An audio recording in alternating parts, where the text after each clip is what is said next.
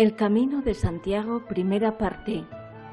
Santiago de Compostela, ciudad situada en el confín de Europa, donde para el hombre de la Edad Media se acababa la tierra y comenzaba el insondable Atlántico, ha sido y es un lugar de peregrinación venerado por toda la cristiandad.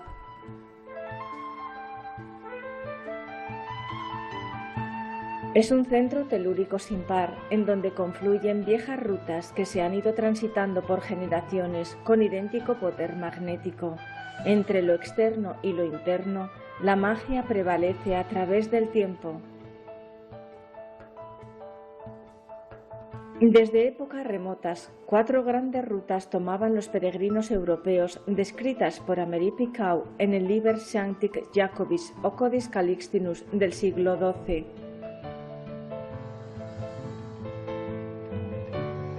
La primera vía era la tolosana, egiadana o de la Provenza. La segunda vía era la de Pendensis, para los que venían de la Alta Alemania, Suiza y la Borgoña. La tercera vía, limosina o lemovicensis, para los que llegaban del noroeste de Francia. Y la cuarta vía, la turonesis o el Camino de París. Según narra el Códex, la primera etapa corresponde a 2 posibles itinerarios. El peregrino puede elegir como punto de partida a Roncesvalles o a la localidad oscense de Somport.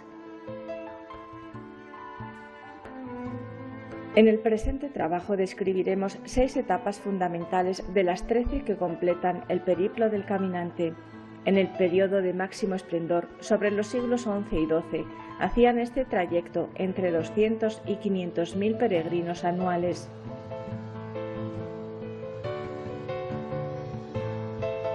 Santiago fue decapitado en tiempos de Herodes I por considerarlo mago. Dicen que era el apóstol más parecido a Jesús. Disponía de grandes poderes, se enfrentó al mago negro Hermógenes en Judea y lo derrotó. Sus discípulos recogieron el cuerpo y un barco dirigido por un ángel lo llevó hasta Iria Flavia, la actual Galicia.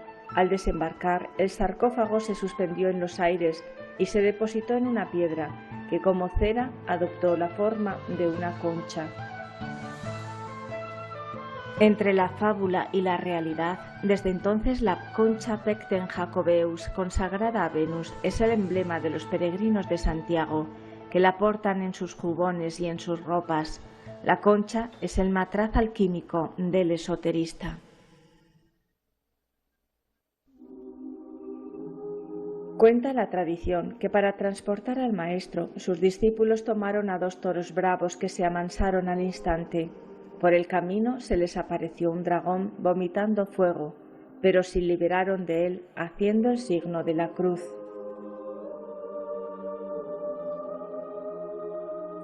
Los discípulos Teodoro y Atanasio pidieron permiso para enterrar al apóstol y 800 años después, Teodomiro, obispo de Padrón, fue informado por el eremita Pelayo de un brillo maravilloso en la colina y tras excavaciones hallaron en el Campus Stellae el sarcófago de mármol con el cuerpo incorrupto del maestro.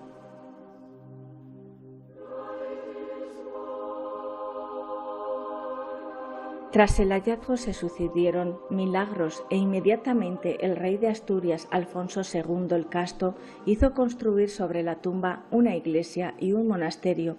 En el año 899, Alfonso III comenzó la reedificación del templo.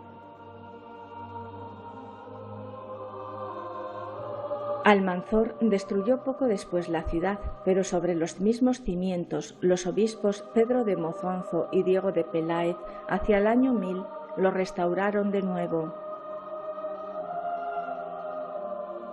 El Hospital de Santa Cristina en Somport alcanzó una fama extraordinaria desde el momento de su fundación, a fines del siglo XI, de tal manera que el Códice Calixtino lo colocaba a la par que los hospitales de Jerusalén y el del Gran San Bernardo.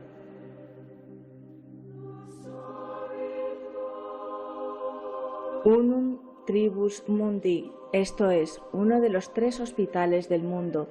Tal es el lema que presidía el altar mayor de la iglesia de Santa Cristina, y no era exagerado si se advierte la estratégica situación del hospital, en lo más alto de Somport. Cuando los peregrinos alcanzaban este hospital, se les acogía gratuitamente por tiempo máximo de 3 días y se les ofrecía copiosa comida 3 veces al día. Excelente comienzo para la primera etapa. El origen de la población de Jaca se encuentra en un Canstrun ubicado a orillas del río Aragón. En 1077 comenzó a construirse la catedral. Además, llegó a contar con otras 5 iglesias parroquiales: San Nicolás, San Ginés, Santiago, San Saturnino y San Jaime, y con 2 hospitales, el del Espíritu Santo y el de San Juan.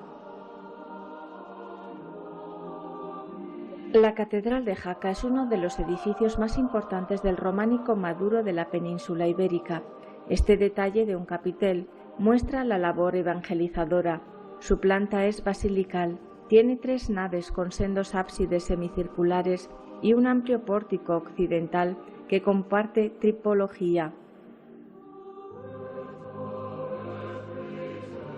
Según la crónica de Albeldo, el obispo de Puy-Gotestalco fue el primer peregrino cristiano que pasó por esta ruta hacia Santiago, buscando junto con su comitiva la misericordia del Hijo del Trueno. Sin embargo, como indica otro capitel, la peregrinación era muy anterior al cristianismo. El poder de la música ejecutada por el rey David es una alusión al comienzo de la creación física y espiritual.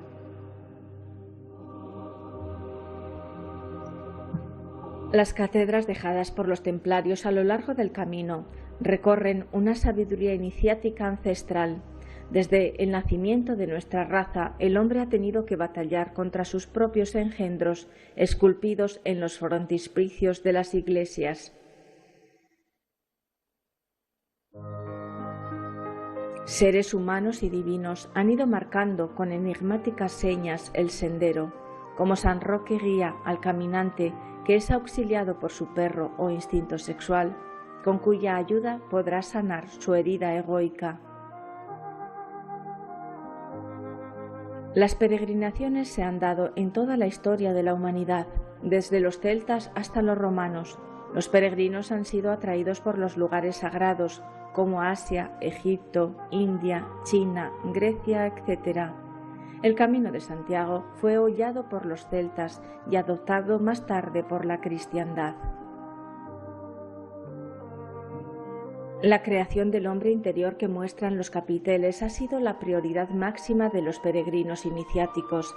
Sin embargo, los milagros, indulgencias y favores de toda índole se han ido plasmando independientemente de cada proceso espiritual. Ello es una muestra fehaciente de la capacidad transformadora como punto telúrico y centro mágico terrestre del Camino de Santiago. Los lugares sagrados son un excelente marco del sendero probatorio para el aspirante. El crismón muestra 8 margaritas de 10 pétalos, menos la de la P que tiene 11, sumando en total 81, es decir, el número 9. Con la ayuda del león, el hombre arrodillado domina a la serpiente, mientras el oso instintivo es doblegado por el otro león. La P es la Rho griega, más la O de omega y la S de sigma y la A de alfa forman la palabra rosa, que unida a la X que la atraviesa se leería Rosa Cruz. Ser Rosacruz implicaba estar asociado a una fraternidad esotérica que guardaba celosamente el modus operandi de su trabajo mediante el símbolo, para instruir a los que no profanarían jamás el secreto. Hombre y mujer estaban llamados a la misma tarea. Como el crismón, otros signos reiterados fueron sembrados por los hermanos constructores como cátedras para la conciencia a lo largo de todo el camino. Nos alejamos de Jaca para incursionar en las tierras de Roncesvalles, que constituyen el primer complejo hospitalario de atención a los peregrinos en su entrada a la península por el camino navarro, desde Francia por la vía que traía a los romeros de la parte más occidental del continente. El peregrino esotérico sabe que en el camino debe aprender a vivir bajo el imperio de la renunciación y de la muerte psicológica. Has de purificar tu corazón de todos sus vicios, ahora que estás a tiempo, para no morir de una muerte segunda. Los cruceiros así lo recuerdan. Al salir de Roncesvalles, tras pasar por la cruz de los peregrinos y la espada de Roldán, se desciende hasta Burguete, inmersos en la piedad de la madre naturaleza. La segunda etapa del Camino de Santiago, según el Codex Calixtinus, se encuentra en Leire, Sangüesa, San Juan de la Peña, Irurzun y Pamplona, todos ellos puntos yax o yac, palabra de procedencia latina y yaca, o vasca, jaquín, que quiere decir saber. El monasterio de San Salvador de Leire, cuya existencia se encuentra documentada desde mediados del siglo IX, se ubica en la fortaleza natural que suponen las laderas de la Sierra de Errando y domina el valle que se abre al embalse de Yesa. En el pórtico está la figura del Cristo y 6 apóstoles con sendos libros cerrados. Esto indica, junto a los 4 elementos de la naturaleza, el león, el águila, el ángel y el toro, que ellos gobiernan la creación interna y externa. En la cripta del monasterio de San Salvador de Leire encontramos una de las obras más tempranas del arte románico en tierras navarras. Es un sobrecogedor centro iniciático que aún impone con su silenciosa ley. Leire, centro y corazón del reino de Sancho el Mayor, es un nombre de procedencia irlandés. Aquí trabajó la orden de San Columbano, cuyas decoraciones son irlandesas de origen druida.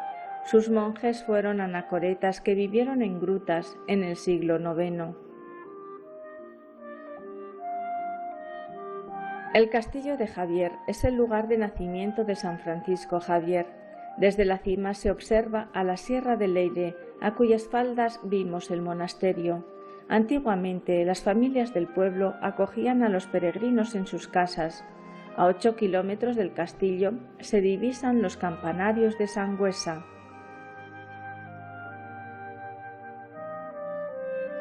El frontispicio de la iglesia de Santa María de la Real de Sangüesa es un cúmulo de sabiduría e instrucción espiritual.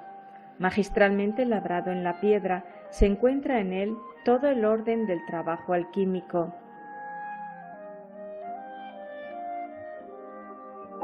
El Cristo está rodeado de los 4 trompeteros apocalípticos, indicando la exclusión de las almas que no consiguieron la vestidura para la boda real, y bendiciendo a aquellas que sí lo lograron. Hombres y mujeres, clérigos y laicos se presentan ante el veredicto divino. La balanza de la justicia cósmica es implacable. Sobre el cocodrilo de las pasiones se les muestra a los perdidos sus creaciones egoicas y su propia desnudez. Bajo el Cristo, la Madre Divina, rodeada de los apóstoles, muestra al niño de oro de la alquimia, en tanto que 3 pares de arcadas enmarcan al conjunto, símbolo de la constitución séptuple del hombre y de sus potencias ocultas. La Reina Madre, sumamente bella, indica que debemos acatar la ley de su Hijo, que mostrando los 3 dedos extendidos apunta hacia el trabajo de los 3 factores. Los apóstoles ostentan sus atributos peculiares. A los lados de la galería de columnas de la fachada del pórtico hay elementos alusivos al trabajo con el caduceo y la piedra filosofal. yunque y martillo, hombres y seres fantásticos del agua, fuego, aire y tierra, se baten en lucha titánica. El buey apis, el árbol de la vida, la lucha de los opuestos, la serpiente tentadora o la destrucción del ego son cátedras alusivas sin las cuales es imposible aspirar al conocimiento o gnosis. San Juan de la Peña, templo iniciático excavado en la roca de las denominadas sierras exteriores pirenaicas al sur de la ciudad de Jaca, fue declarado Monumento Nacional en 1889. En este lugar confluyen de manera excepcional destacados valores naturales, históricos y culturales. Aquí se encuentra el monasterio más importante de Aragón en la Alta Edad Media. Las leyendas más relevantes proceden de la fuente de los benedictinos. Sobrio en sus formas, aparece perfectamente mimetizado con el entorno físico, destacando en su interior el magnífico claustro románico y el panteón real. Los capiteles del claustro están plagados de simbología esotérica y de pasajes bíblicos entremezclados. El Cristo, transformado en pelícano, entrega su sangre redentora al mundo. Materializándose en el pan y en el vino de la transustanciación, deja que Juan, el apóstol amado, recline en él su cabeza, sin desoír a su tarea instructora para con todos los demás. Plasmado queda el milagro de la resurrección de Lázaro delante de sus fieles hermanas Marta y María, para mostrar el poder del Hijo del Hombre.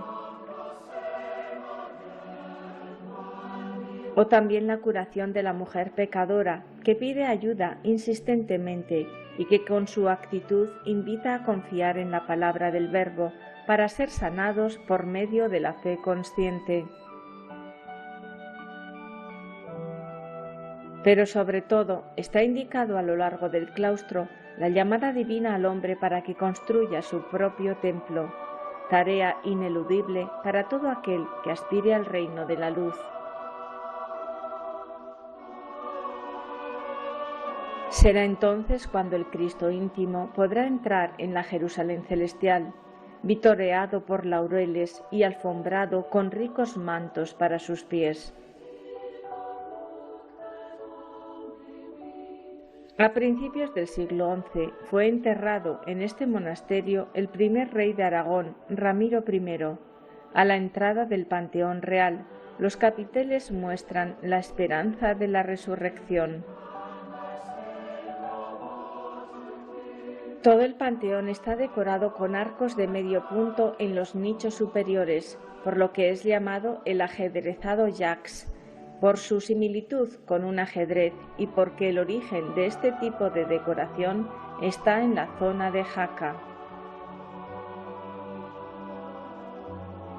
Las dos cumbres de dos hermanas en Irurzun vigilan la llegada a Pamplona.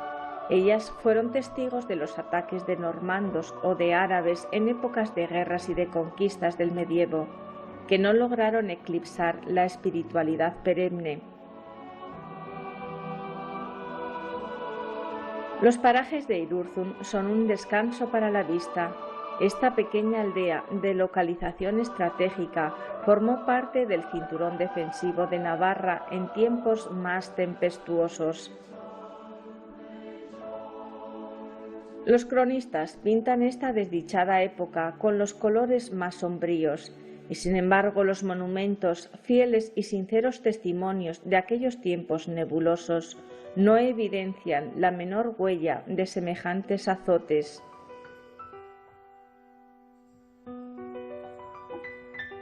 Por lo que a pesar de las guerras medievales prevalecía la paz y la expresión de la sabiduría. La piedad yace vencida y la Virgen Astrea, la mayor de los cielos, abandona los países inundados por la sangre de la matanza. Aún quedan las huellas de las piedras. En Pamplona está la puerta de Zumarracarregui y la zona amurallada que custodian las armas de la paz. La Catedral de Pamplona tiene un claustro gótico que sirvió de modelo para la Catedral de Burgos, iniciada a finales del siglo XIII. Fue terminada en 1419. La cabecera es la parte más destacada del edificio. Dice Fulcanelli que todos los edificios góticos, sin excepción, reflejan una serenidad, una expansividad y una nobleza sin igual. Estos artistas de la Edad Media no conocieron en absoluto el espectáculo deprimente de las miserias humanas.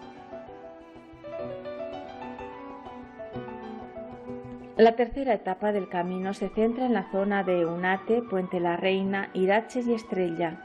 Como en toda la ruta, encontraremos hostales y hospitales que, según Americ Picaud, eran lugares santos.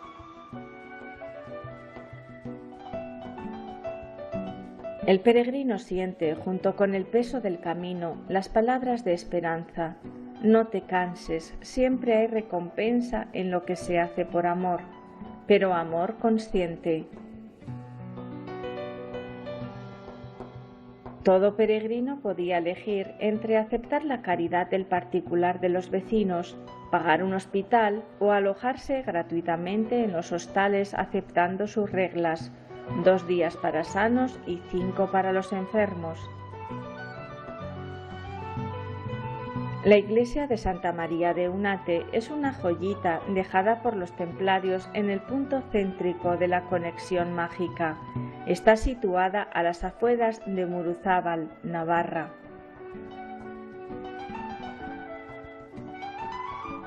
Eunate es una de las más sorprendentes que encontraremos a lo largo del camino. Su estilo es románico y fue construida en el siglo XII. La arquería poligonal que la rodea da origen a su nombre, ya que Eunate significa 100 puertas en euskera.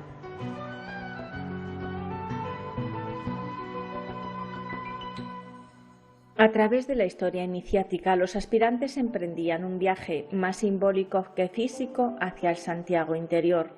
Los maestros bien sabían que todo camino comienza desde el oriente hacia el poniente.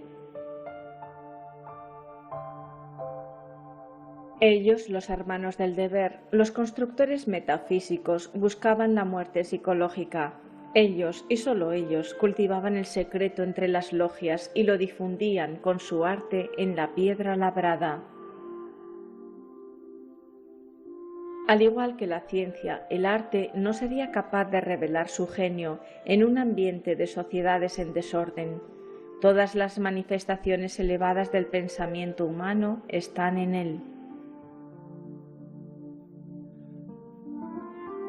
Puente la Reina Gares, el bello puente románico de 6 ojos, fue construido sobre el río Arga por la reina Doña Mayor para servicio de los peregrinos.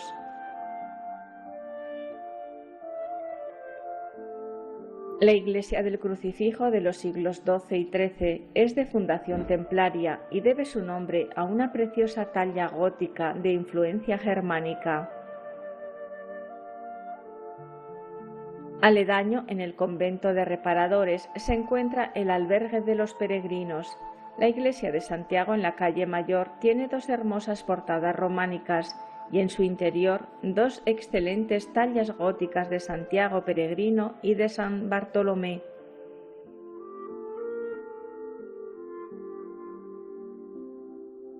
La de San Pedro guarda una imagen gótica de la Virgen del Puy, más conocida como la Virgen del Chori, por una leyenda que afirma que cuando esta imagen se hallaba en la capilla, que hasta 1834 existió en medio del puente, un pajarillo, o chori en euskera, limpiaba todos los días la cara de la Virgen con el agua del río que recogía en sus alas.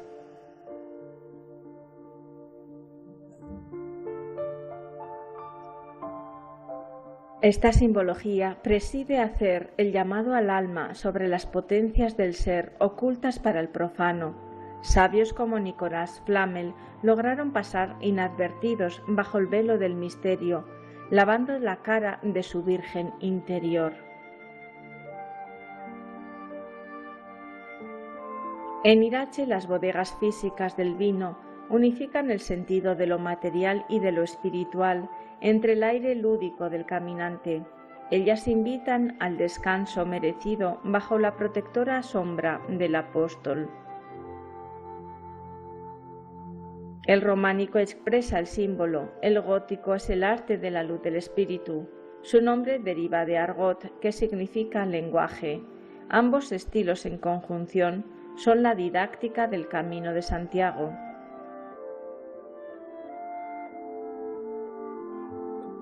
Las fantásticas alegorías en las gárgolas de las torres son instrucción directa y realista de la realidad de nuestra torre o cerebro que debe sucumbir, padecer y morir para dar paso al Redentor. En Estella, la fachada gótica de la iglesia del Santo Sepulcro data de 1328. En ella lucen lateralmente al pórtico las 12 partes del ser, como apostolario sagrado.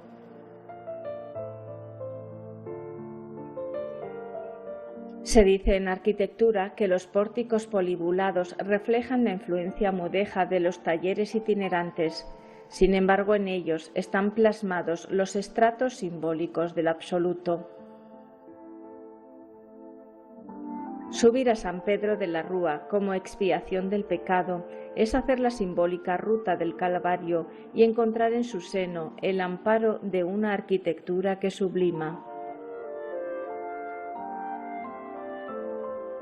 El Palacio Real de Estella es la única expresión en Navarra de la arquitectura románica civil. Actualmente está albergando al Museo de Maeztu. Nos adentramos en la cuarta etapa del camino. Saliendo de Estella, visitaremos Logroño, Nájera y el monasterio de Yuso en San Millán de la Cogolla. Logroño forma parte de la ruta jacobea en tierras de La Rioja. Llega desde Navarra por el camino viejo de Viana. En la calle Rúa Vieja se sitúa el albergue de los peregrinos. Junto a la fuente del peregrino se encuentra un gigantesco mosaico en forma de juego de la oca con motivos jacobeos, desde donde se contempla el puente del Ebro. En la calle Barrio Cepo se topa el peregrino con los últimos restos de la antigua muralla que protegían a la ciudad y la Puerta Rebellín, única entrada original que se conserva.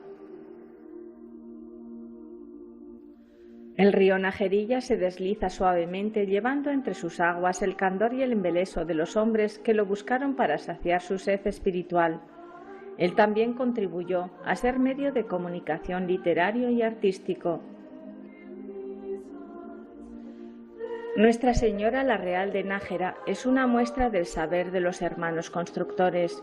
Aunque ellos pudieran pasar desapercibidos, transitaban el camino iniciático construyendo su propia catedral interior. El pórtico románico de una sola arcada en el muro de la fachada entrona la figura de la Virgen Madre con el Niño. Equipos del Cluny, el Cister y fraternidades como los Hijos del Padre Soubise extendieron el arte románico y gótico por toda Europa.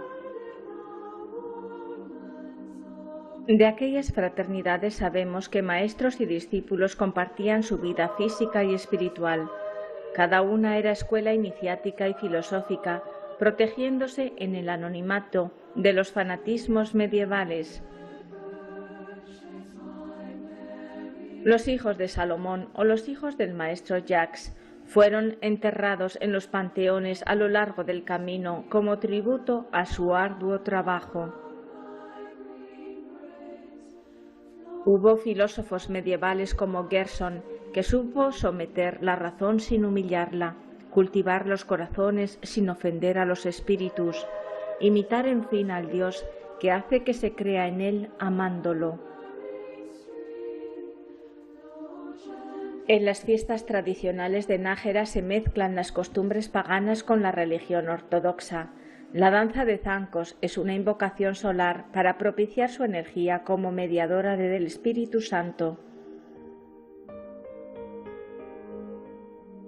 El monasterio de Yuso en San Millán de la Cogolla, como otros de su tiempo, fue un reducto conservador de textos filosóficos, revelando el pensamiento medieval como esencia científica.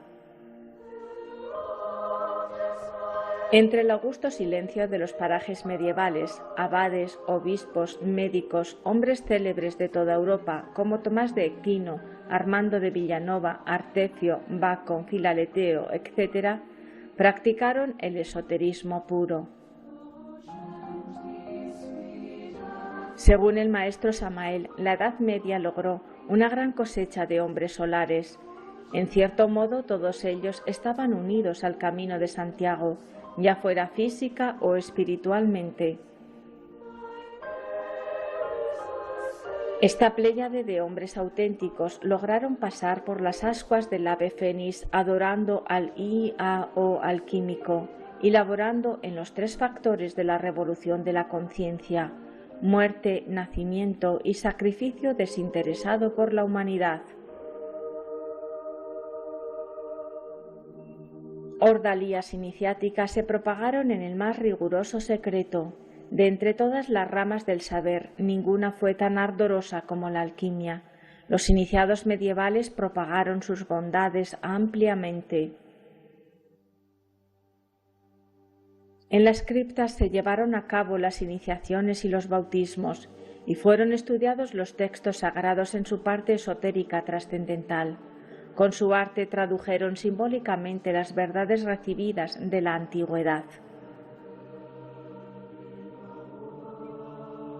Las vidrieras también efectuaron un trabajo excepcional. Algunas fueron creadas expresamente para la catedral.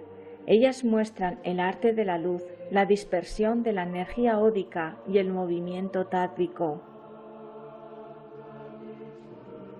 La cristalización de tales potencias plasmadas en las vidrieras resultaban asombrosas para el profano, pero muy ilustrativas para el caminante esotérico sabedor de la gnosis.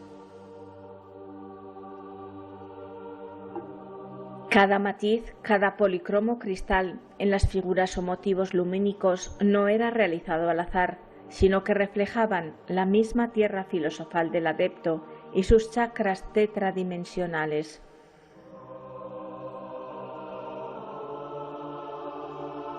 La cristiandad tuvo muy presente la protección de los peregrinos, tanto de las penurias del camino como de los bandidos y ladrones. Hay muchas leyendas en las que el mismo apóstol protege a sus devotos. La quinta etapa está jalonada de monumentos excepcionales. Santo Domingo de la Calzada y Burgos pondrán el broche de oro a la primera parte de este recorrido.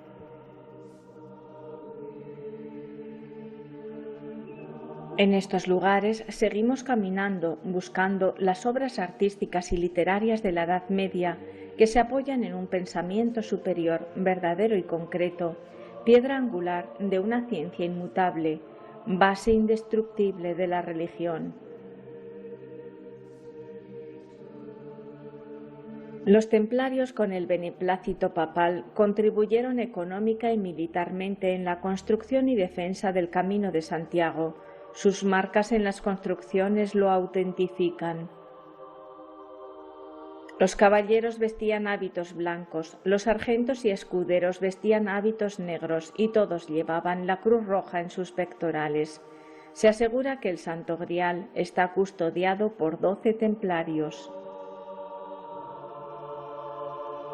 Ellos fueron el gran motor impulsor de la cultura del medievo. El coloso medieval no se ha derrumbado de un solo golpe, dice Fulcanelli, con el declinar del siglo XV. En muchos lugares su genio ha sabido resistir aún por largo tiempo. Los castillos templarios fueron construidos con todas las reglas herméticas, esculpían la cruz Tao en las entradas de las habitaciones, tenían 12 torres en alusión astronómica y una perfecta orientación solar. La triple muralla que solía rodearlos aludía a la ley del 3. Según un dicho popular, Santo Domingo de la Calzada es el lugar donde cantó la gallina después de asada. La ciudad de Santo Domingo de la Calzada está situada en el extremo occidental de la comunidad de La Rioja, a 45 kilómetros de Logroño.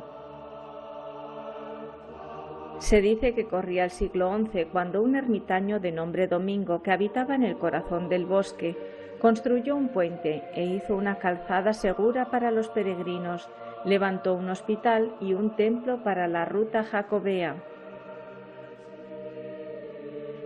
Domingo tenía un gran carisma y era amado por sus contemporáneos, de modo que la monarquía y la gente sencilla lo apoyaban.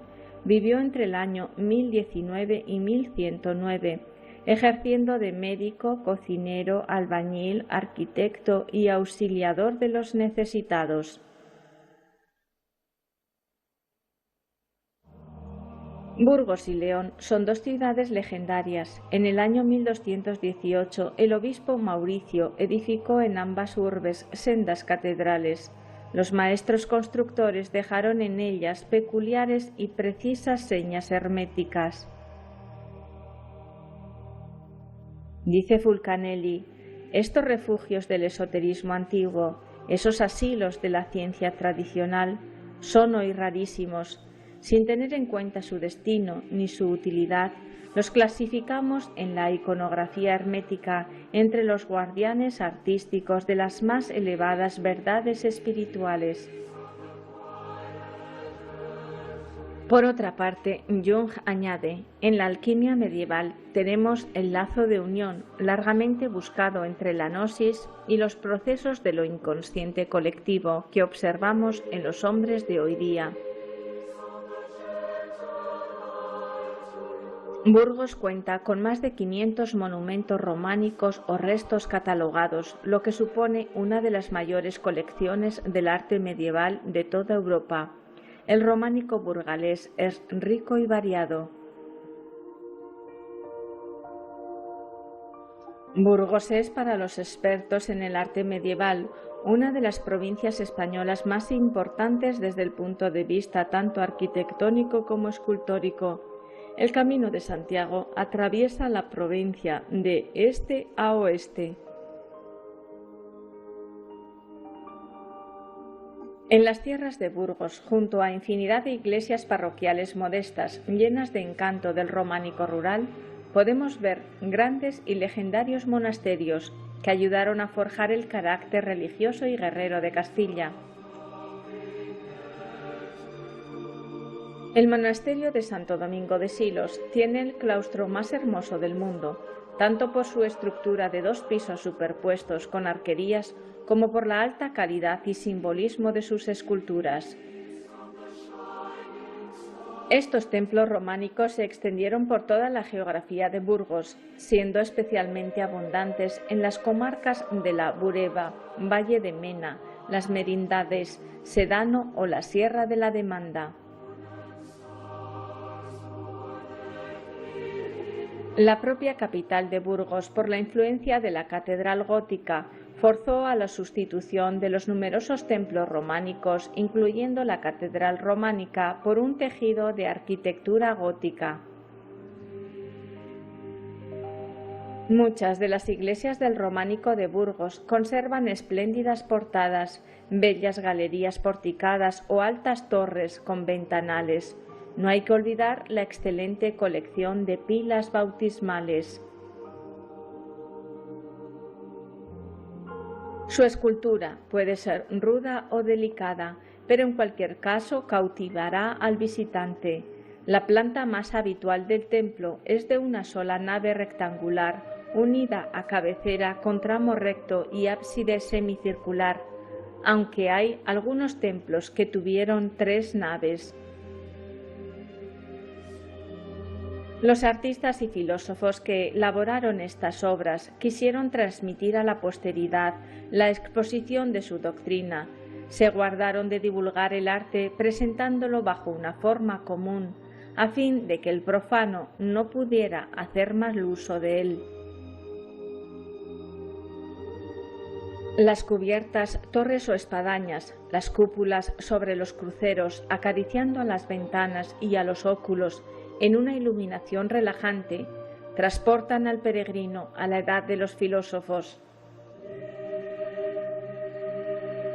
Porque su huella dignificante es tan cierta que por más que se busque y se interrogue la estatuaria ojival, jamás se descubrirá una figura de Cristo cuya expresión revele un sufrimiento real. Las galerías porticadas o los claustros y salas capitulares de la vida monacal, cuidados con esmero, son un reflejo de la alta espiritualidad lograda en aquel tiempo. La escultura románica es noble, de alta calidad y llena de vida. Los sabios constructores supieron dejarla iluminar por un sol siempre cambiante, que se hace notar en los tránsitos equinocciales. El crucificado como el astrosol extiende sus brazos hacia los puntos cardinales. En su adorable ternura es auxiliado por las diferentes partes del ser. Todo el proceso del camino se verifica en los pasos del Cristo. Tan solo a la muerte pertenece el porvenir. Porque la vida pertenece a los que se dan muerte a sí mismos, los que anhelan el cambio radical, los que se postran ante el Cordero, uniendo su voluntad a la ley, los que se someten al juicio de los maestros y les obedecen.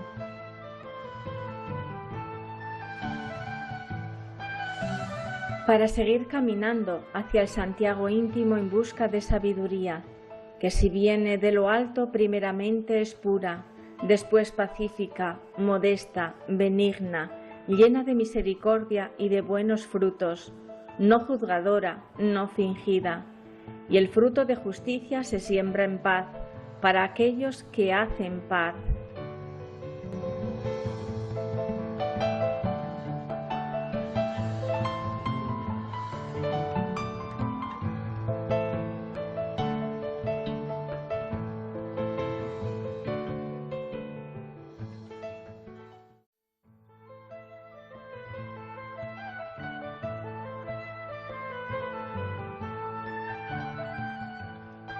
El camino esotérico de Santiago, segunda parte. Caminante, no hay camino, se hace camino al andar. Siguiendo en la ruta mágica, llegamos hasta la sexta etapa. El ambiente conmueve nuestras conciencias para capturar el hondo significado del tránsito. Todo se desvanece menos lo eterno.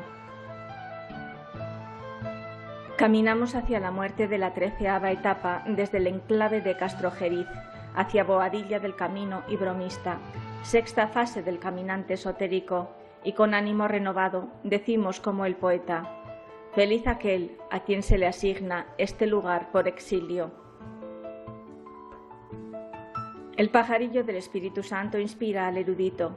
Castrojeriz fue un castro visigodo, o quizás también romano. Dicen que fue fundado por Julio César. En su castillo se desarrollaron importantes batallas entre cristianos y moros. Limita con Palencia. Su casco antiguo, situado a la falda de la montaña, configura un trazado largo de casi 1 kilómetro de longitud, por donde discurre el Camino de Santiago. En él se situaron monumentos, iglesias, conventos y hospitales, hoy derruidos. Hay restos del Hospital de San Antón, con arcos ojivales, que fue un enclave interesante, pues según cuentan, aquí los peregrinos se curaban del fuego o mal de San Antón. En el barrio de la Colegiata de Santa María del Manzano se encuentra este templo construido entre los siglos IX y XIII, en cuyo interior se guarda la patrona de Castrojeriz, la Virgen del Manzano. La Virgen del Manzano es una hermosa talla gótica en piedra policromada que fue cantada por Alfonso X el Sabio, por uno de sus milagros en las cantigas. Posee el templo además sendos retablos de estilo barroco rococó, con un Santiago peregrino y algunas pinturas de Mengs. Tímidamente ubicada se encuentra tallada la figura de la muerte mística, como un deber tácito que se imprime en el alma del peregrino, entre el convento de San Francisco, la iglesia de Santo Domingo y el casco viejo. La noche cubre con su manto los tesoros que humildemente protege Castrojeriz en el museo parroquial, con piezas de orfebrería, ornamentos, valiosas tallas y tapices del siglo XIV de Rubens. Para percibir el sol de la medianoche, en este enclave y sobre los viejos restos se ha construido un nuevo refugio para los peregrinos. El alma estudia mientras el cuerpo reposa.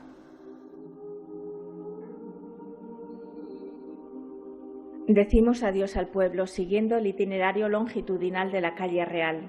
Adiós a la iglesia fortaleza gótica de San Juan Bautista del siglo XIV con su espléndido claustro gótico y artesonado mudéjar. Adiós también al monasterio de Santa Clara, fundado por el rey sabio. Porque Boadilla del Camino nos espera. Allí también se adivina, a través del lenguaje alegórico y la abundancia de una nomenclatura inequívoca, ese relámpago de la verdad, esa convicción profunda, nacida de hechos ciertos.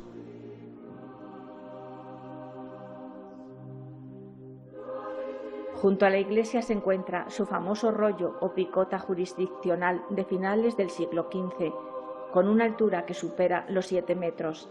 Este tipo de monumentos, muy comunes al final de la Edad Media, se utilizaban para impartir la justicia pública.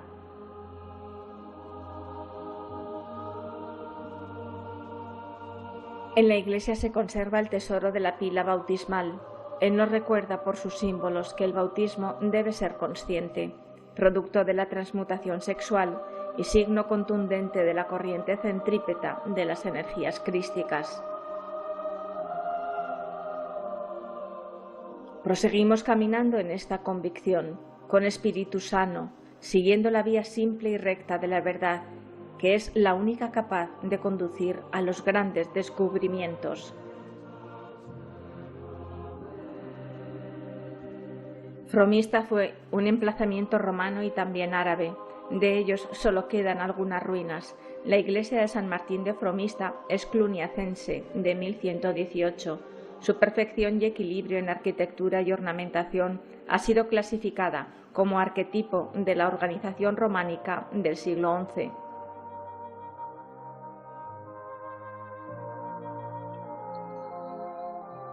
Proporción y equilibrio son las mismas cualidades que se aprecian en el interior.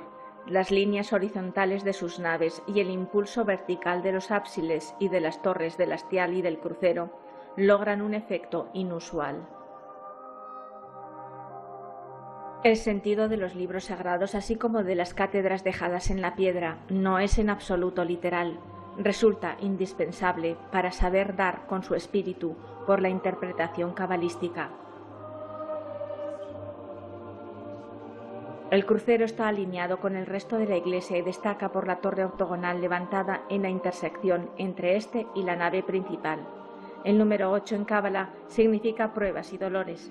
Hay que tener gran paciencia para superarlas. Las portadas sobresalen del muro y se cubren con tejaroz soportado por canecillos. Estos canecillos se colocaron sosteniendo cornisas y están tallados con cabezas de animales, motivos vegetales y con bustos o personajes humanos en actitudes diversas. La cábala hermética se hace explicar por un hombrecillo en cueros vivos, sentado en una piedra, figura expresiva de la verdad y simple y sin vestiduras, sentada en la piedra natural de los filósofos. Si la conocierais, podríais comunicaros y discurrir sobre vuestros pensamientos con las bestias y las bestias con vos de los suyos, ya que es el lenguaje mismo de la naturaleza. La iglesia gótica de San Pedro, de portada renacentista, la iglesia de Santa María del Castillo, situada en la parte más elevada de la villa, de estilo ojival tardío, o la ermita del Otero, con su Virgen Santa, bendicen al peregrino.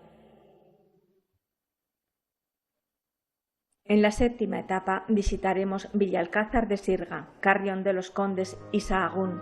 Pidamos a Santiago que custodie nuestro templo interior, que nos libre de los forajidos internos y que nos ayude a desarraigarnos de nuestra roca abyecta.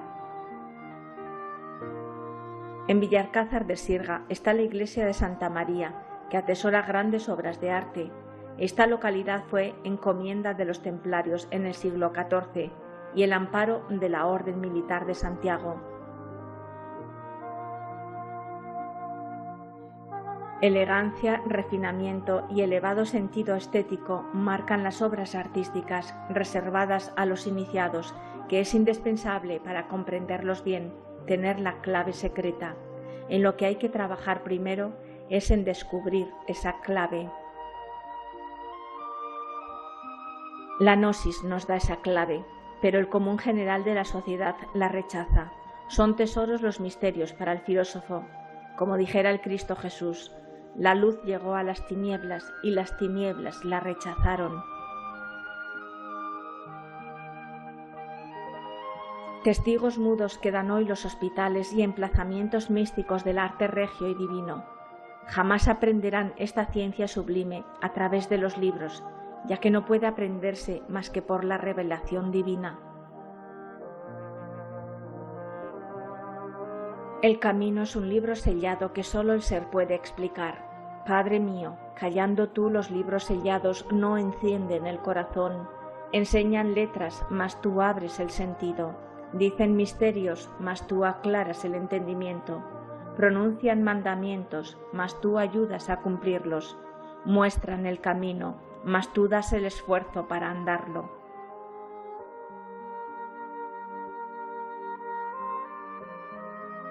De Villalcázar llegamos a Carrión de los Condes, ciudad en que podemos visitar el monasterio de San Zoilo, que cuenta con una magnífica portada románica, la parroquia de Santa María del Camino y la iglesia de Santiago, que son una de las obras más sobresalientes del final de románico en la península. La séptima etapa acaba en la población de Sahagún, ciudad fundada según la leyenda por Carlomagno y famosa por su arquitectura de barro. De las al menos 9 iglesias con las que llegó a contar, se han conservado 3 de considerable importancia. El origen de la población de Sahagún, situada en la orilla oriental del río Cea y en el extremo occidental de la tierra de Campos, se remonta al siglo IX. Está sobre el lugar en que fueron enterrados Facundo y Primitivo, 2 mártires hispano-cristianos del siglo IV. La iglesia de San Tirso, la de San Lorenzo y el santuario de la Peregrina fueron depositarios del culto de estos mártires, que en la segunda mitad del siglo IX se revitalizó con la fundación de un monasterio bajo el patronazgo de la monarquía asturiana. Una leyenda integrada en el Codex Calixtinus convierte a Carlomagno en el responsable de la creación de Sahagún. Junto al monasterio se desarrolló un núcleo urbano con habitantes de muy heterogénea procedencia. En 1085 la población recibió un fuero que regulaba sus relaciones con la institución monástica a la que estaba sometida, hasta que surgió un levantamiento de la población contra el poder del abad. Según el libro V del Codex Calixtinus, en 1130, superado este turbulento periodo, alcanzó la prosperidad. En el siglo XIII, nuevos disturbios urbanos fracasaron gracias a la mediación del rey Alfonso X el Sabio. Su declinar corresponde a este periodo.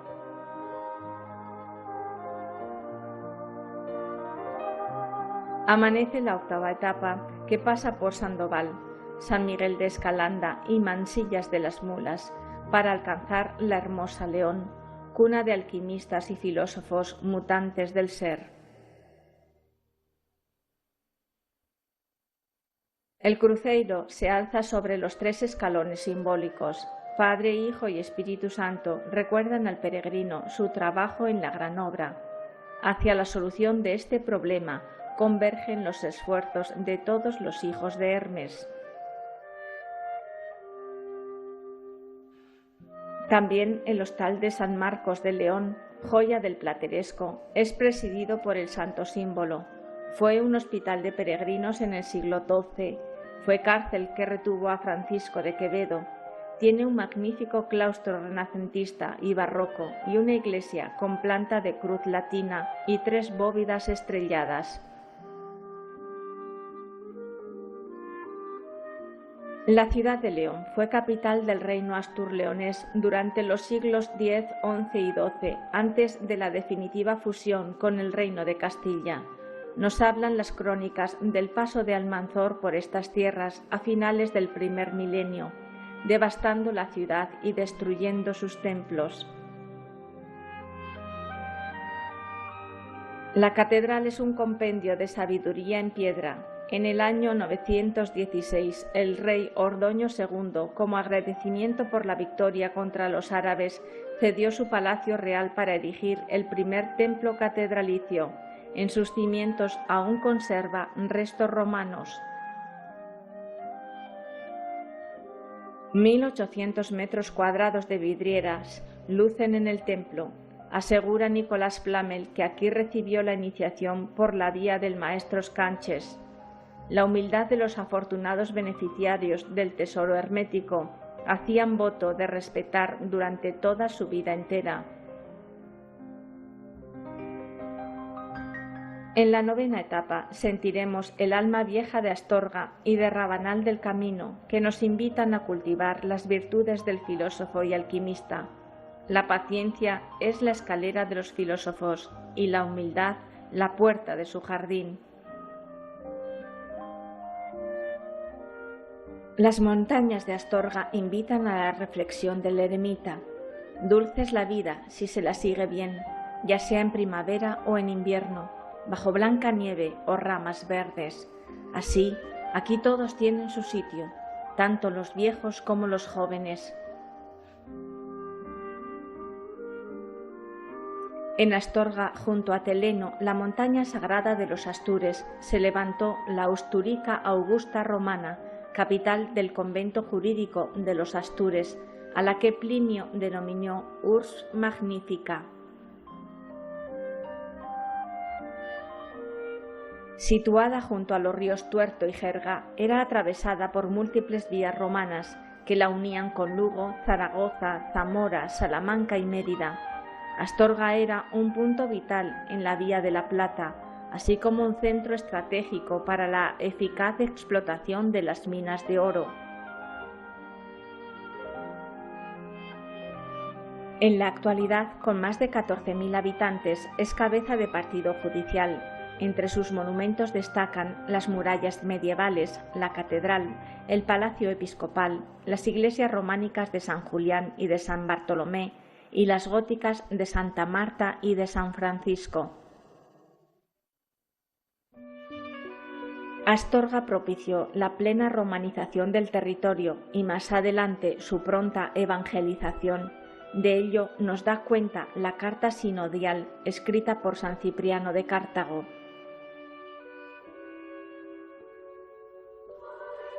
Asimismo, un sarcófago paleocristiano del siglo IV, procedente de Astorga, se utilizó en la catedral como sepulcro de Alfonso III hasta 1869.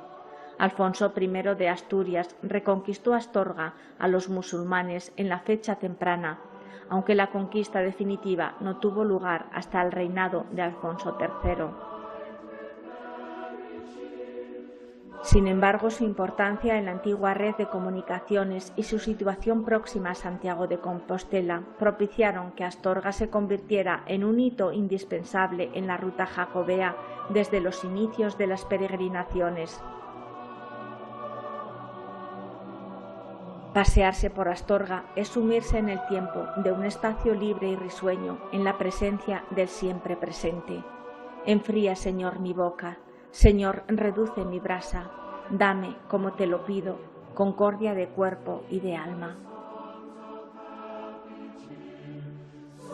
La Catedral de Astorga tiene desde tiempo inmemorial el título de Santa Apostólica Iglesia Catedral. La catedral actual, gótica, Inició su construcción el 16 de agosto de 1741 en el mismo solar, dentro del recinto amurallado donde le precedieron otras catedrales románicas de los siglos XI y XIII. Mantiene el último esquema del gótico español en el ábside, en las tres naves de clara influencia germánica, en las ojivas, en los arbotantes y en las bóvedas de bellísima y variada crucería. Es una síntesis de bellas artes en un programa teológico mariano, cristológico y eclesial. En el interior sobresalen obras maestras como la imagen de la Majestad, Virgen bizantino-románica de principios del siglo XII. Sobre todo, el retablo mayor es la cumbre del Renacimiento minierista español. La iglesia parroquial de orígenes templarios y la ermita de San José, del siglo XVIII, en Rabanal del Camino, nos ofrecen mano con mano y brazos abiertos en la calidez del lugar para sentir nuestro hogar allá donde se encuentre nuestro corazón. En esta población leonesa concluye la novena etapa recomendada por Ameripicau. Al comienzo de la calle que, siguiendo el camino, atraviesa la localidad, se encontraba el Hospital de los Peregrinos, en donde hoy se halla una sencilla casa.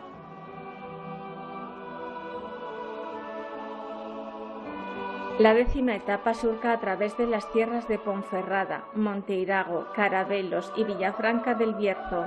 El peregrino sigue en la búsqueda del templar su mercurio, hacerlo dúctil, demasiado alejado aún de la perfección. Viejas estampas representan al mercurio hermético bajo la imagen de un peregrino que asciende por un sendero abrupto y rocoso, en un paraje de peñas y de grutas, que se apoya con una mano en su bastón y con la otra sostiene un escudo en el que figuran el sol y las estrellas. El castillo es obra de una reconstrucción de los templarios. Fue una pequeña fortaleza romana destruida por los godos. Tras la disolución de la orden en 1312, pasó por las manos de la Corona de León y de otros nobles. En 1924 fue declarado monumento histórico artístico. Ponferrada tuvo gran importancia estratégica desde tiempos antiguos, pero fue a partir del siglo IX cuando destacó por el descubrimiento de la tumba del apóstol Santiago, que convirtió a Compostela en un centro de peregrinación cuyo valor perdura hasta hoy.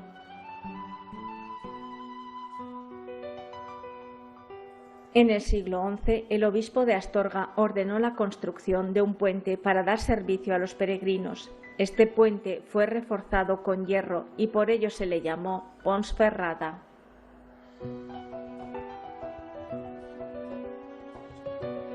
Después de una rápida expansión, el poblado, donado a la Orden del Temple en 1178, fue creciendo en torno al pueblo.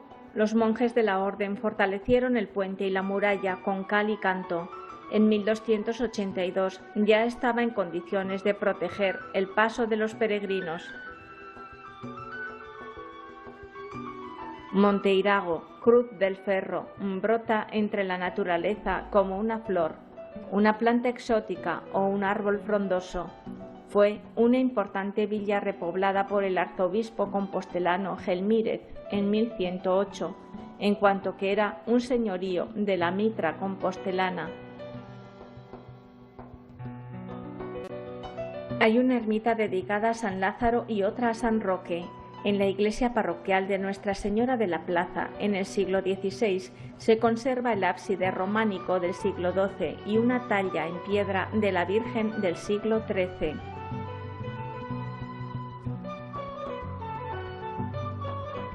Podemos visitar el santuario de la Quinta Angustia del siglo XVIII y un hospital de peregrinos de los 4 que existieron. Al sur de Carabelos se encuentra el monasterio de Carracedo, edificado en el 990, que alcanzó su máximo esplendor a finales del siglo XII, cuando adoptó la reforma cisterciense, quedan en él interesantes restos románicos. La vara del peregrino debe ser siempre presidida por la cruz. Filaleteo nos asegura que ella es siempre nuestra vía. Ella será quien se enfrente al dragón, imagen y símbolo del cuerpo primitivo y volátil del Mercurio. El dragón custodiando el castillo del ser es el verdadero y único elemento sobre el que se debe trabajar al principio y que a menudo se encuentra clasificado entre los cuerpos rechazados como impropios o extraños a la obra. Hay que hollar los recovecos del camino interior. Los adeptos han usado del procedimiento del temor al dragón mercurial y se han servido de él para apartar a los profanos y ocultarles la entrada secreta de su jardín. Villafranca del Bierzo aparece en 1120 en un documento de concesión a la abadía de Cluny de la iglesia de San Nicolás de Burbia. Es uno de los enclaves más antiguos de la ruta jacobea, probablemente descendiente de un asentamiento prerromano. La iglesia surgió como refugio de peregrinos en el siglo IX, pero fue a partir de 1072 cuando Alfonso VI puso el hospital en manos de los monjes de la abadía de Saint-Gerax de Aurillac, cuando alcanzó su máximo esplendor. Al amparo celeste y con las nubes de escolta, la ermita levanta los corazones de los peregrinos. El paso del tiempo ha despojado de lo efímero al esqueleto. Así se ruega al cielo para que prevalezca inmutable su presencia. Nuestro gozo, reflejo y espejo del macrocosmos, no es pues más que una parcela del caos primordial, destinado por la voluntad divina a la renovación elemental de los tres reinos. La 11ª etapa pasa por Cebreiro y Triacastela. El arcano número 11 de la Cábala es el de la persuasión. El peregrino pide a la Madre Divina que subyugue al león y se transforme en el fuego devorador del pecado del mundo. De esta manera, la fuerza es fuerte contra toda fuerza, para tener continuidad en los propósitos. Gozoso en la esperanza, sufrido en la tribulación, sé constante en la oración.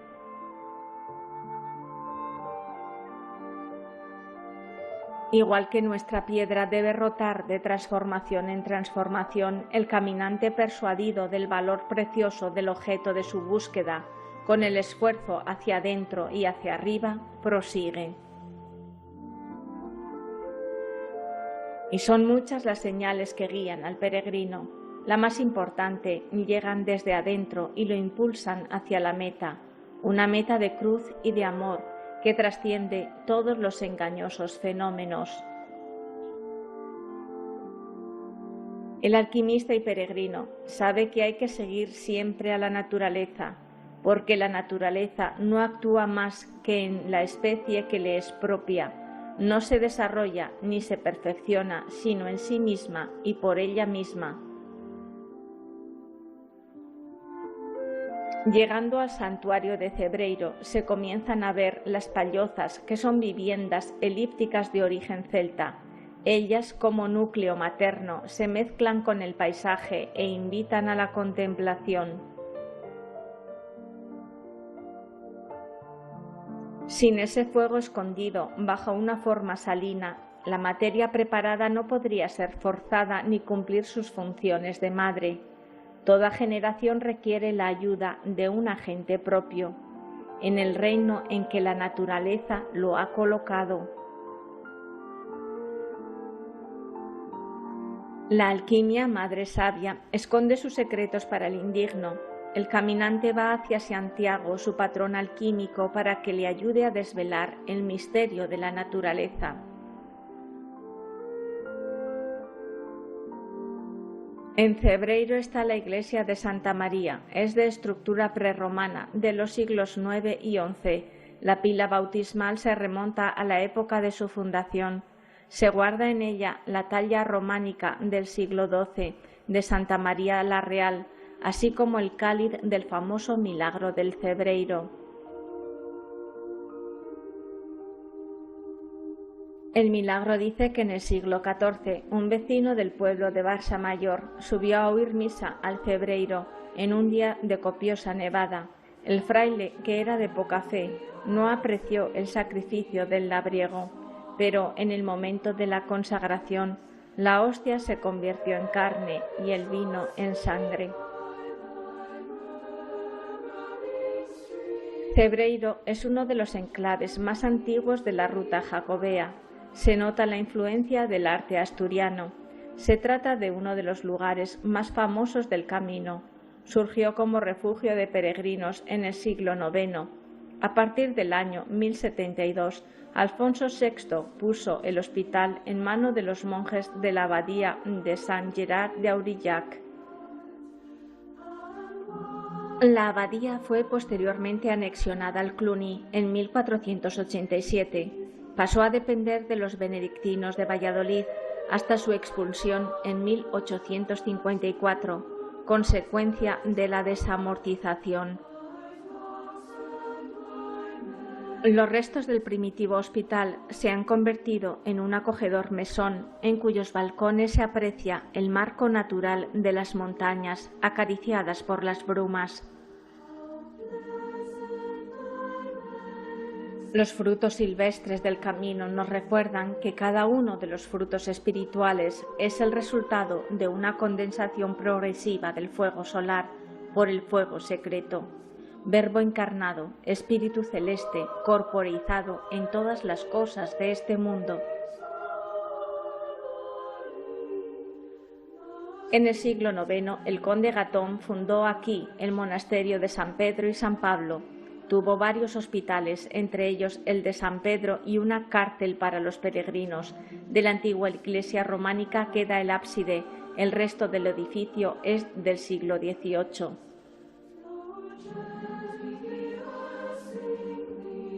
Durante el tiempo en que se estuvo construyendo la Catedral de Santiago, los peregrinos al pasar por Triacastela cogían un trozo de roca de cal y la llevaban hasta los hornos de Castañeda, donde se extraía la cal que luego se utilizaba para construir la catedral.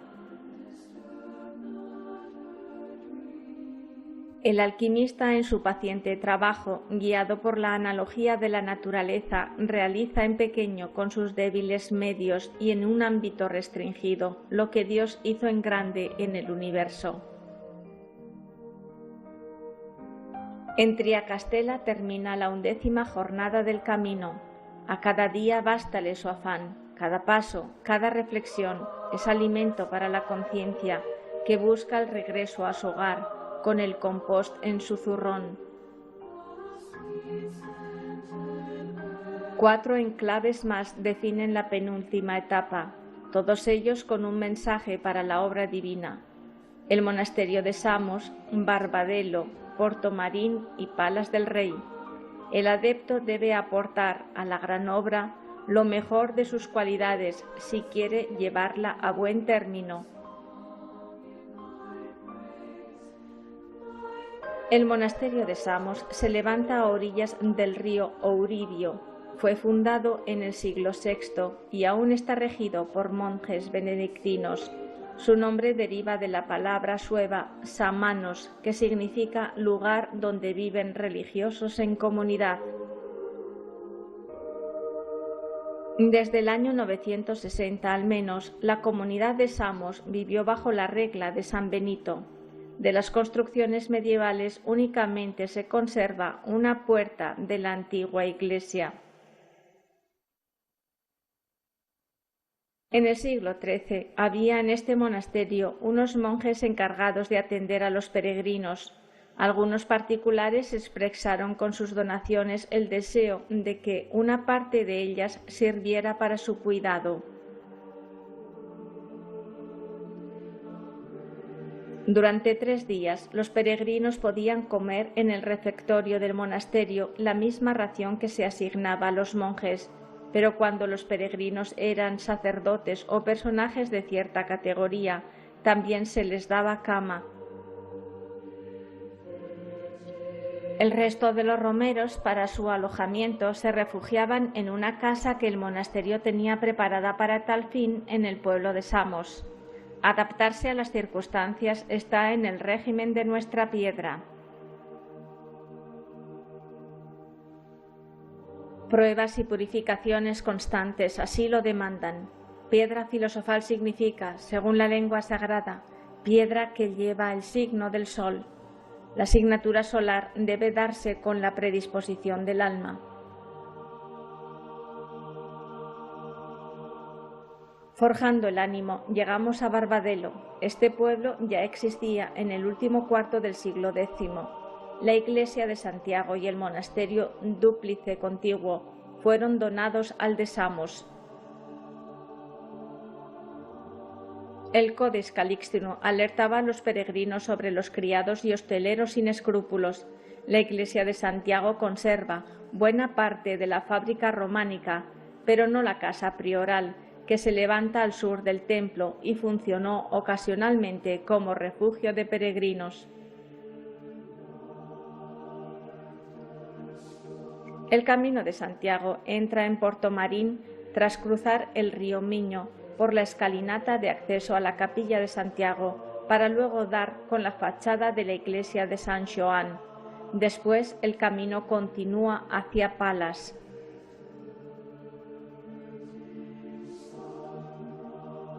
En este tramo el peregrino podrá disfrutar de uno de los sitios más bellos de la ruta jacobea, que en este municipio abarca un total de 13.500 metros de recorrido.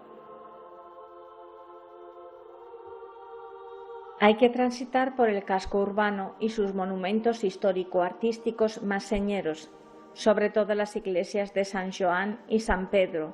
Parte de la villa de Portomarín transcurre por los caminos que bordean el río Ferreira y se puede contemplar diversos molinos y puentes. Palas del Rey está asentada en una zona de numerosos yacimientos de la cultura castreña. Se ha pretendido remontar sus orígenes a la época visigoda. Su nombre parece que proviene de Palatium Regis, es decir, Palacio del Rey.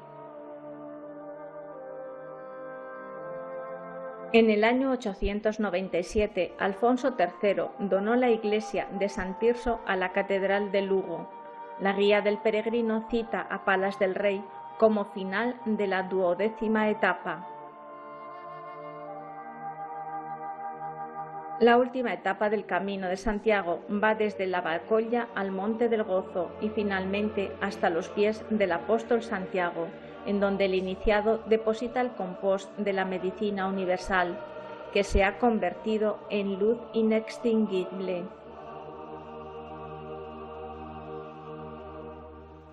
En la 13ª y última etapa, el iniciado ha logrado superar el cansancio, el dolor y la muerte psicológica y se presenta lleno de gozo ante la divinidad. El gozo de la renunciación requiere de la aprobación del adeptado. Según el Codex Calixtinus, la Bacolla es una población ubicada a poco más de 10 kilómetros de Santiago de Compostela. Su nombre se debe al río Lavamentula. A estas alturas del camino, la piedra ha de ser como el producto lumínico de esas lámparas perpetuas que algunos autores han señalado que han sido encontradas en algunas sepulturas antiguas. Así radiante y líquida es la piedra filosofal.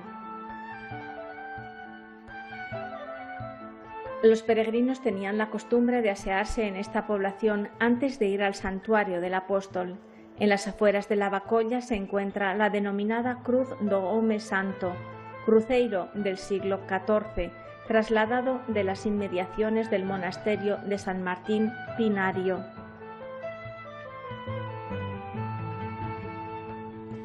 Es la colina más alta de la población de San Marcos. Desde aquí se observa por primera vez la gran urbe de Compostela. En 1105, el arzobispo Galmírez ordenó construir una capilla dedicada a la Santa Cruz, en donde hoy está la ermita de San Marcos. Para lograr la piedra filosofal, lo que debe buscar el alquimista es el alma pura del espíritu crístico del fuego. Toda empresa que no tenga este espíritu por guía y esta materia por base, jamás conducirá a la meta propuesta. Tal vez estos consejos sean superfluos, dice Fulcanelli, porque reclaman para su puesta en práctica la aplicación de una voluntad obstinada, de la que son incapaces los mediocres.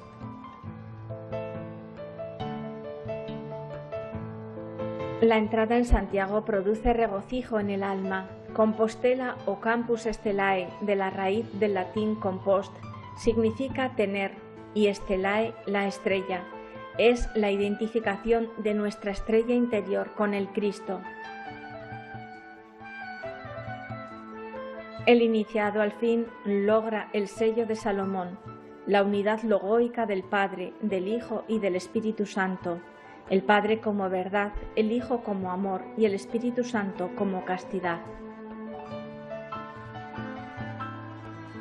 La entrada se producía antaño cantando el Te Deum y generalmente descalzos, y los que iban a caballo a pie.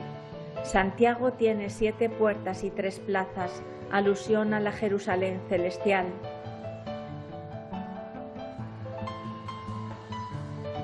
La iglesia románica de formas barrocas, la fachada sur, llamada de platería, muestra la tentación con el árbol del Edén, alojando en él a la serpiente tentadora. En el ángulo izquierdo está la Magdalena penitente, mostrando entre sus piernas el fruto de su dolor, la calavera de la muerte psicológica. Ella sabe que todos nuestros lavados son ígneos, que todas nuestras purificaciones se hacen en el fuego, por el fuego y con el fuego. El rey David, con su arpa, alude al Verbo. El Cristo resurrecto tiene las piernas en forma de ángulo de 36 grados. Toda la numerología de la construcción de la Catedral del Alma se basa en el 9 de la 9ª esfera.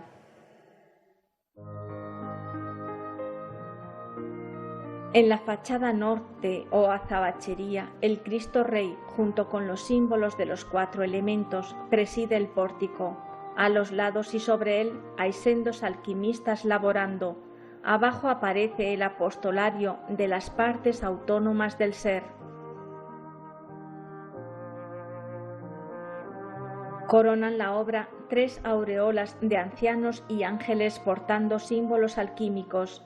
La estrella terrestre, antorcha oculta de nuestra natividad, será la marca probatoria de la feliz unión del cielo y de la tierra.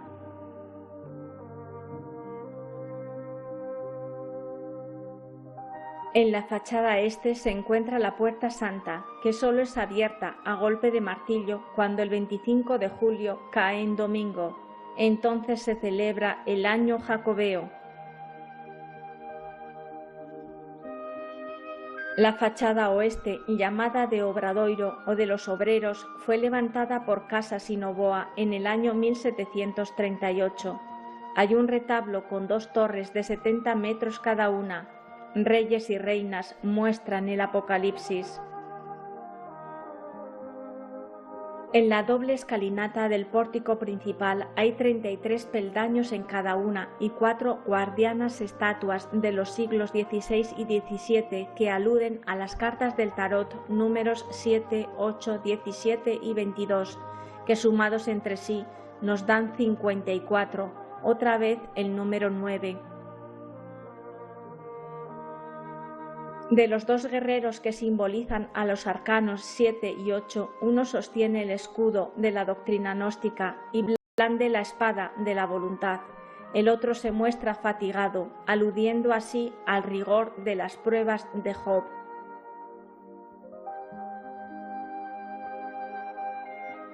De los reyes que simbolizan los arcanos 17 y 22, uno indica el poder de la estrella interior que nos ha guiado hasta la meta y el otro el regreso triunfal a la morada del Padre. En el pórtico sobresale en el centro el árbol de Yeset o árbol de la vida, con las 33 cámaras abiertas que representan a las 7 iglesias de la columna vertebral en actividad. La costumbre popular es la de introducir la mano derecha sobre sus ramajes, al tiempo que se hace una súplica al apóstol. En la copa del árbol santo está la tríada divina. 4 estatuas columnas guardan la inscripción Misit me Dominus, o el Señor me ha enviado. Santiago, patrón de la obra santa, nos instruye íntimamente en las ordalías sexuales. Él es el enviado del primer misterio. El Cristo en el tímpano coloca sus brazos y sus piernas nuevamente en ángulo de 36 grados. El vértice superior coincide con el centro del arco. La cruz señala a la derecha e izquierda a Santiago y al profeta Daniel, y el pentagrama coloca al Cristo en la cabeza y a Santiago en el sexo. El pan y el vino del sacrificio místico es el espíritu o el fuego de la materia, que por su unión producen la vida. Yo soy la vida, yo soy el pan vivo, he venido a prender fuego en las cosas. El pórtico además consta de 4 sectores de 18 columnas, 8 profetas a la izquierda y 8 apóstoles a la derecha, completando el número 9, cada una de ellas con el mismo Santiago. Otro grupo de 9 figuras muestran los elementos del martirio, como la columna del flagelo, la corona o la misma cruz. Sobre ellos se muestran un coro de ángeles. En el arco están los 24 ancianos del Apocalipsis, con instrumentos musicales y alquímicos, indicando así que la alquimia es el arte de la música. El Cristo muestra sus llagas en brazos, piernas y costado. Está acompañado por los 4 evangelistas, mientras un ángel sostiene sobre su cabeza la corona de espinas, signo de voluntad consciente. Juan, el discípulo amado, parte autónoma del ser que representa al Verbo, es el patrón de los fabricantes del oro. Por su mediación, los metales vulgares, verdaderos y únicos agentes de la piedra, se cambian en metales filosóficos de oro puro. Los 9 ancianos que portan matraces alquímicos ocupan de izquierda a derecha los lugares 3, 4, 8, 15, 17, 18, 21 y 24, que sumados entre sí nos da 126. De nuevo surge el numeral 9. La semicircunferencia es de 108 grados y si volvemos a contar a los ancianos en el orden que ocupan de modo inverso de derecha a izquierda, serían el 1, el 4, el 7, el 8, el 9, el 10, el 17, el 21 y el 22, que sumados nos dan 99, de nuevo el numeral 9. La basílica consta de 9 grandes naves, 3 de tipo principal y otras 3 en cada brazo del crucero. Están separadas por 63 columnas, 63 vidrieras, 9 torres, 9 capillas del ábside y 72 sitiales del coro. El maestro Mateo invirtió 20 años en este trabajo y, como buscando la bendición del apóstol, se autoesculpió en el parteluz central a espaldas del pórtico. La costumbre popular es de golpear la cabeza con la del maestro para que nos transmita su sabiduría. La urna del apóstol tiene gran número de piedras preciosas. La esclavina es de oro y de plata. Representan al brillante testimonio de una ciencia positiva concretada en la realidad sustancial de lo absoluto. La urna de plata contiene 18 estatuillas, además de las 4 virtudes: prudencia, justicia, fortaleza y templanza, condiciones indispensables y consejos juiciosos para los adeptos. El libro cerrado que muestra el apóstol es el jeroglifo de la materia de la obra, preparada y susceptible de manifestar el espíritu que la contiene. Los sabios han llamado a su materia liber. El libro, así llamado porque su textura cristalina y laminosa está formada por hojitas superpuestas como las páginas de un libro. El Cordero de Dios es el único que puede abrir los 7 sellos del libro apocalíptico. La meditación, el estudio y sobre todo una fe viva e inquebrantable atraerán por fin la bendición del cielo, y nada os será imposible.